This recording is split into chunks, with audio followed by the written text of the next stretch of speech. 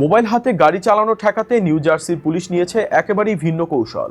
গাছের ছদ্মবেশে রাস্তার পাশে দাঁড়িয়ে চালকদের নজরদারি করেন এক কর্মকর্তা। মাত্র ৬ ঘন্টার অভিযানে ধরা পড়েছেন ৭৪ জন চালক।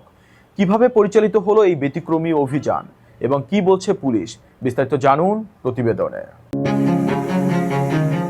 সড়কে মোবাইল ফোন ব্যবহার করে গাড়ি চালানো ঠেকাতে অভিনব কৌশল নিয়েছে যুক্তরাষ্ট্রের নিউ জার্সি অঙ্গরাজ্যের একটি পুলিশ বিভাগ।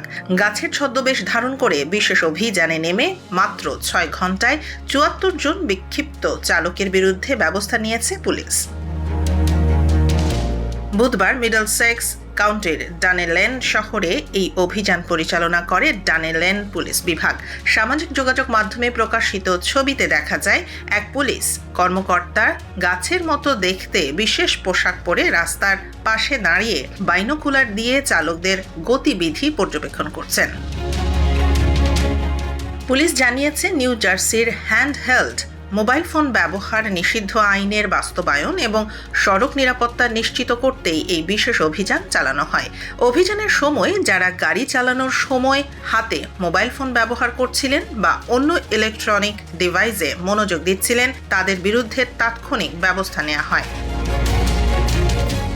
মাত্র ৬ ঘন্টার এই অভিযানে ৭৪টি ট্রাফিক টিকিট ইস্যু করা হয়েছে। নিউ জার্সির আইন অনুযায়ী প্রথমবার এই ধরনের অপরাধে ধরা পড়লে $200 থেকে $400 পর্যন্ত জরিমানা হতে পারে।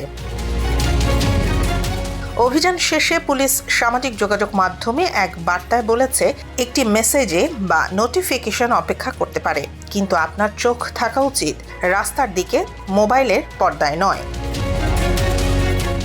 পুলিশের এই ব্যতিক্রমী অভিযান ইতোমধ্যেই সামাজিক যোগাযোগ মাধ্যমে ব্যাপক আলোচনার জন্ম দিয়েছে। অনেকেই সড়ক দুর্ঘটনা কমাতে এমন সৃজনশীল উদ্যোগের প্রশংসা করছেন।